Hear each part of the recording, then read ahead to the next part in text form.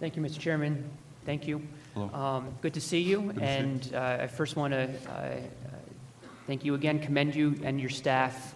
You've been both very thoughtful and engaging whenever I've reached out and discussed the Orange and Rockland County issues that we have in the MTA.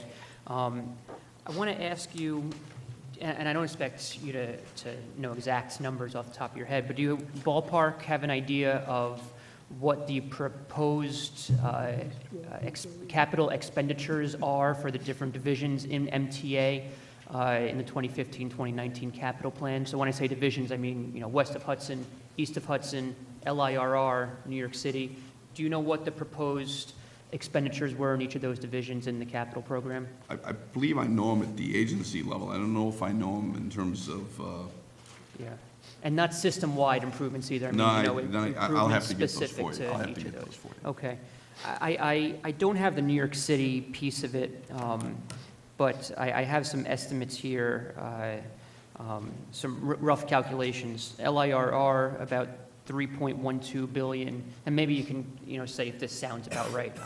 3.12 billion for Long Island in capital improvements in the proposed plan. East of the Hudson, 1.04 billion in capital improvements, and west of Hudson, Orange and Rockland counties, 70 million. And again, those aren't system-wide improvements; those are improvements specific to each of those areas in the MTA.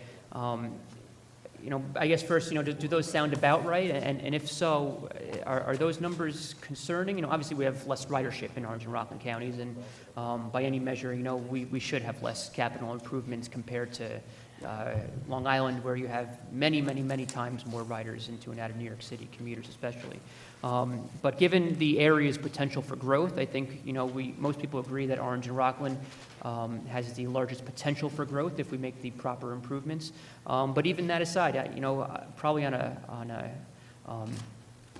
per capita basis or per rider basis, whatever you want to say, those numbers seem pretty astounding for Orange and Rockland counties. Do you agree with that?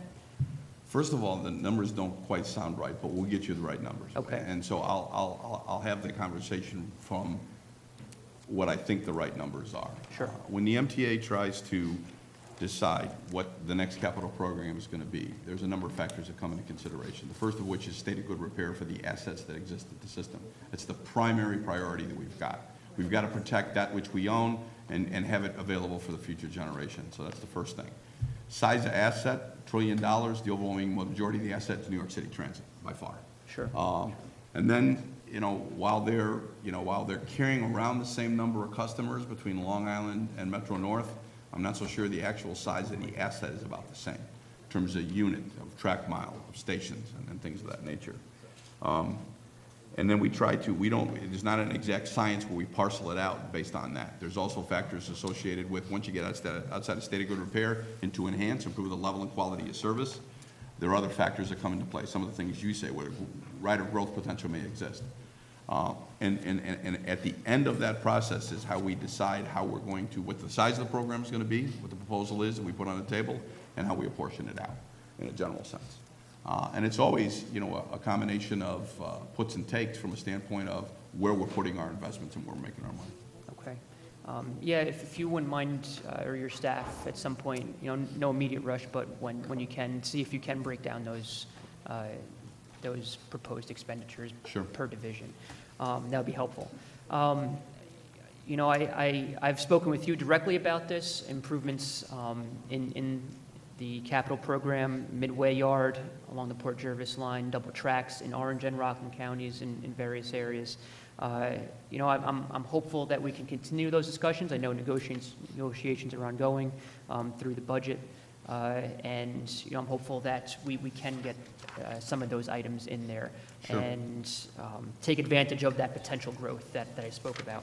The other issue I want to mention and bring up, which I have also spoken with you about, but I want to see if there's been any movement or progress, and that is a loop at Secaucus Junction to create a one-seat ride for west of Hudson riders. It is, I guess, sort of informally part of Amtrak's Gateway project. The concern that I have, and that I know other area legislators have, is that the loop portion of the Gateway project is basically the very last thing in the project. You know, the tunnels are built, everything else is done, and then, you know, we look at doing this loop.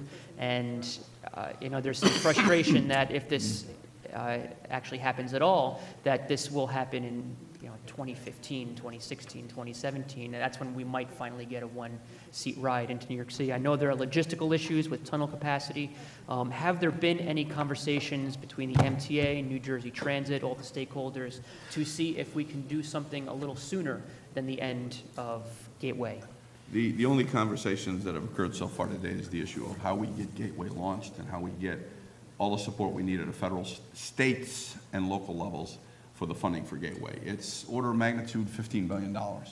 So it's a challenge, and the real stumbling block is the 2 additional tunnels that were discussed earlier, and some infrastructure improvements at 2 bridges, Portal and Dock on the other side and that's their liability, not ours.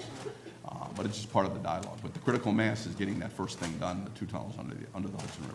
So you don't think it's possible to do one? Oh, we can have a dialogue, but I mean, that's the first. We have to get critical mass on that issue first and get funding for that first. Okay, thank you.